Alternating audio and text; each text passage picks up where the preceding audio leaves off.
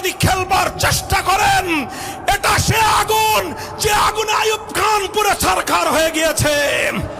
এটা সে আগুন যে আগুনে শেখ হাসিনা তার গতি সহ জ্বলে পুড়ে ছারখার হয়ে গিয়েছে। এই আগুনে হাত দিলে তারেক জিয়া এবং বিএনপি সরকার তোমরা জ্বলে পুড়ে ভস্মীভূত হয়ে যাবে ইনশাআল্লাহ।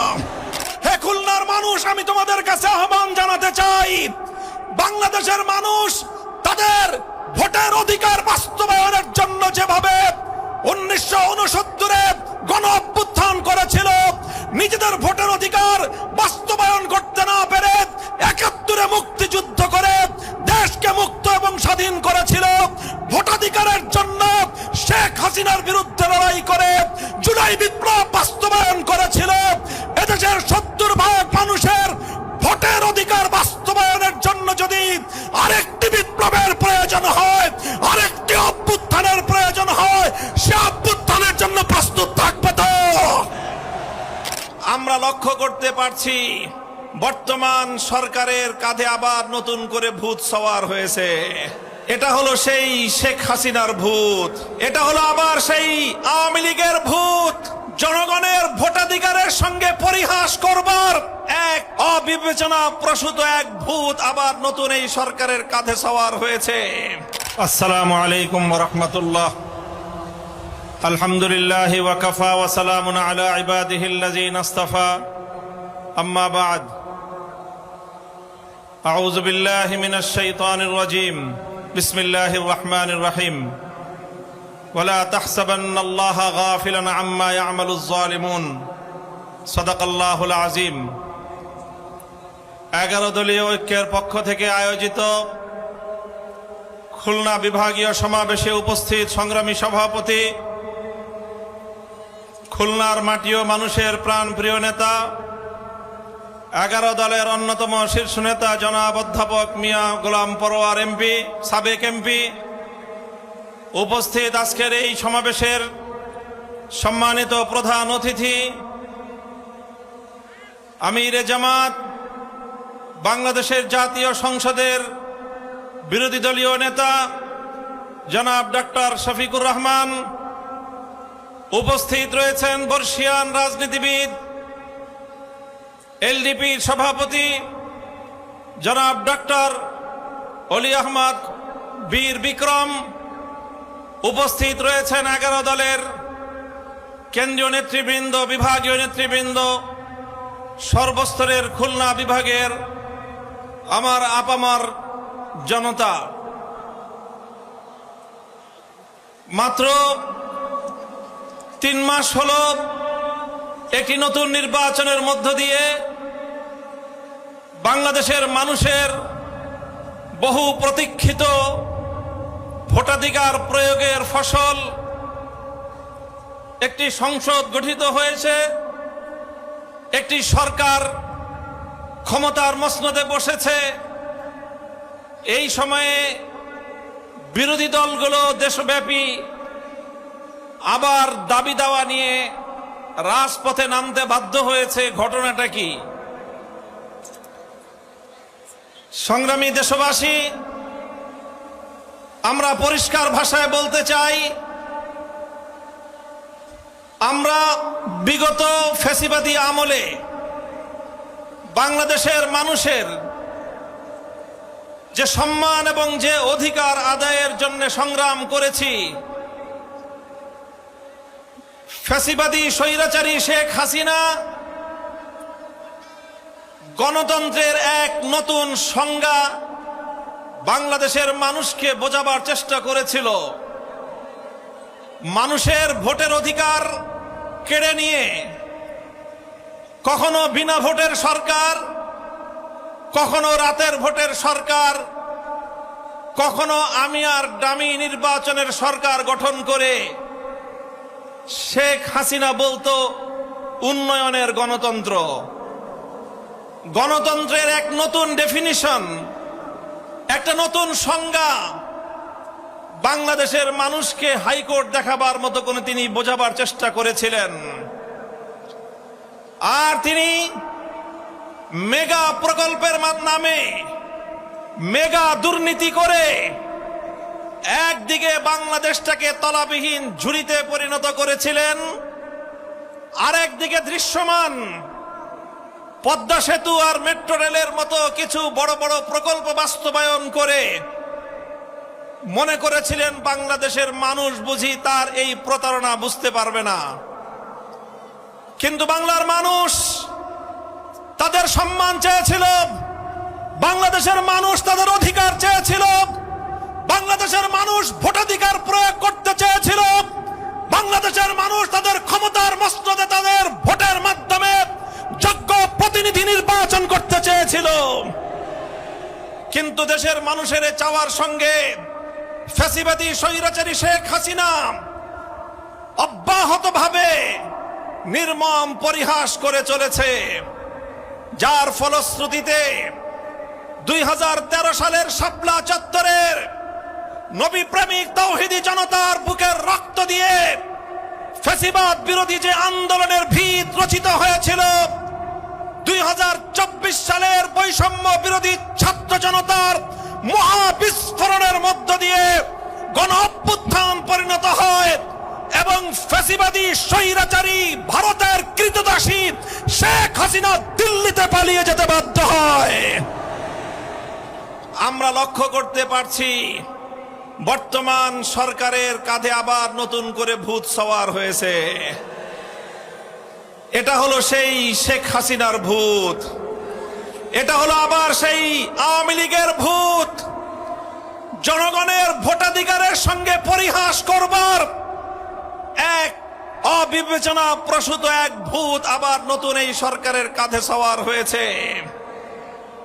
আমরা বিগত অন্তর্বর্তীকালীন সরকারের আমলে সকল রাজনৈতিক দলগুলো ঐক্যবদ্ধ হয়ে 2024-এর জুলাই বিপ্লবের ভিত্তিতে নতুন বাংলাদেশ গড়বার জন্য যে ঐতিহাসিক রাজনৈতিক ঐক্যমত্য প্রতিষ্ঠা করা হয়েছিল, সেখানে অঙ্গীকার ছিল জুলাই বিপ্লবের আকাঙ্ক্ষা বাস্তবায়ন করা হবে।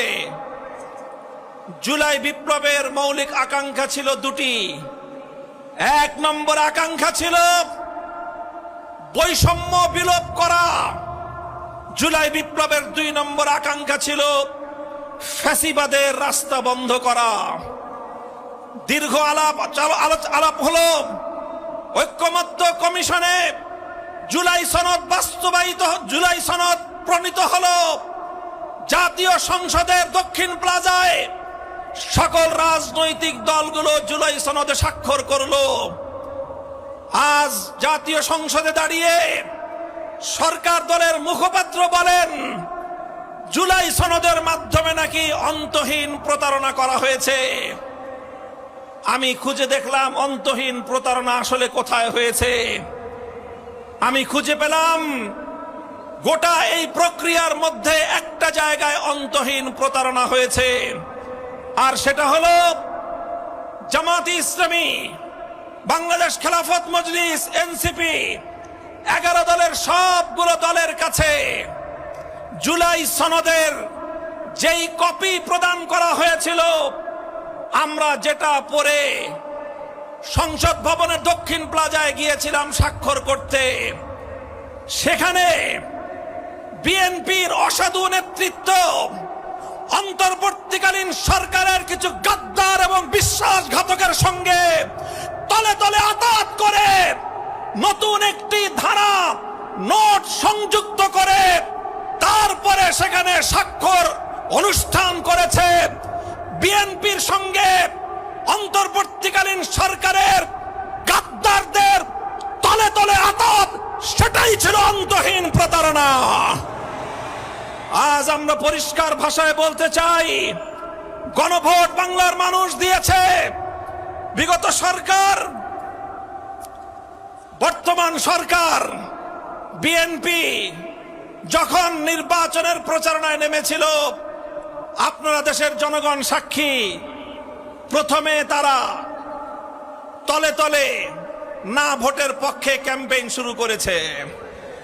গোটা বাংলাদেশের 300 আসনে বিএনপি দলের নেতা কর্মীরা গণভোটে নায়ের পক্ষেই তারা অবস্থান গ্রহণ করেছে। আমরা জুলাই সনদ বাস্তবায়নের জন্য যখন মাঠে নামলাম, আন্দোলন শুরু করলাম, গোটা বাংলার মানুষ জুলাই সনদ বাস্তবায়নের জন্য ঐক্যবদ্ধ হতে শুরু করলো। তখন বাধ্য হয়ে তারা জুলাই সনদ বাস্তবায়নের প্রক্রিয়ায় আসতে সম্মত হলো, আলোচনার টেবিলে বসলো। আমরা অনেকেই বলেছিলাম আমরা আগামীর বাংলাদেশে গণপরিষদ গঠনের মধ্য দিয়ে নতুন সংবিধান আমরা রচনা করতে চাই অথবা সংবিধান পুনর্লিখন করতে চাই।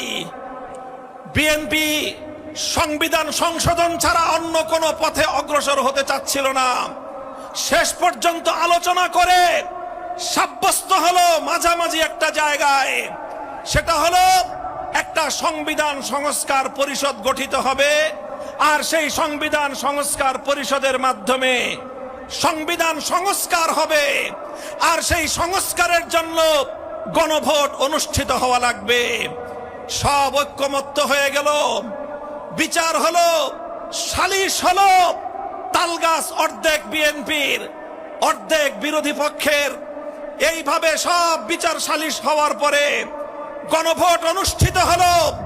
বাংলাদেশের 70% মানুষ গণভোটে হায়ের পক্ষে ম্যান্ডেট প্রদান করলো, গণভোটে তারা ভোট প্রদান করলো। চিহ্নিত আওয়ামী লীগের দোসর এবং বিএনপির মধ্যে ঘাপটি মেরে বসে থাকা বাংলাদেশের শত্রুরা, আওয়ামী লীগের দোসরেরা নায়ের পক্ষে ভোট দিল। তারা 30% ভোট পেয়ে পরাজিত হলো। বিএনপি শহীদ জিয়ার ধানের শীষ নিয়ে 50% ভোট পেয়ে সরকার গঠন করে এবার সংসদে গিয়ে তারা বলে 50% জনগণের ভোটের তারা অভিপ্রায় বাস্তবায়ন করবে, 70% জনগণের গণভোটের রায় তারা কার্যকর করবে না। আমার কোনো কথা নাই, আমি পরিষ্কার ভাষায় তোমাদের কাছে বলতে চাই, হে খুলনার মানুষ, আমি তোমাদের কাছে আহ্বান জানাতে চাই, বাংলাদেশের মানুষ তাদের ভোটের অধিকার বাস্তবায়নের জন্য যেভাবে 1969-এ গণ অভ্যুত্থান করেছিল, নিজেদের ভোটের অধিকার বাস্তবায়ন করতে না পেরে 71-এ মুক্তিযুদ্ধ করে দেশকে মুক্ত এবং স্বাধীন করেছিল, ভোটাধিকারের জন্য শেখ হাসিনার বিরুদ্ধে লড়াই করে জুলাই বিপ্লব বাস্তবায়ন করেছিল। এদেশের 70% মানুষের ভোটের অধিকার বাস্তবায়নের জন্য যদি আরেকটি বিপ্লবের প্রয়োজন হয়, আরেকটি অভ্যুত্থানের প্রয়োজন হয়, সে অভ্যুত্থানের জন্য প্রস্তুত থাকবে তো ইনশাআল্লাহ। আমরা সরকারকে বলি, আপনার সুমতি হোক, খবরদার জনগণের ভোটাধিকার নিয়ে যদি খেলবার চেষ্টা করেন, এটা সে আগুন যে আগুনে আইয়ুব খান পুরো ছারখার হয়ে গিয়েছে, এটা সে আগুন যে আগুনে শেখ হাসিনা তার গতি সহ জ্বলে পুড়ে ছারখার হয়ে গিয়েছে। এই আগুনে হাত দিলে তারেক জিয়া এবং বিএনপি সরকার তোমরা জ্বলে পুড়ে ভস্মীভূত হয়ে যাবে ইনশাআল্লাহ। জনগণের অধিকার বাস্তবায়ন করেই আমাদের আন্দোলন ক্ষান্ত হবে ইনশাআল্লাহ। নাসরুম মিনাল্লাহি ওয়া ফাতহুন করিব ওয়া আখিরু দাওয়ানা আলহামদুলিল্লাহি রাব্বিল আলামিন। ওয়াসসালামু আলাইকুম ওয়া রাহমাতুল্লাহ।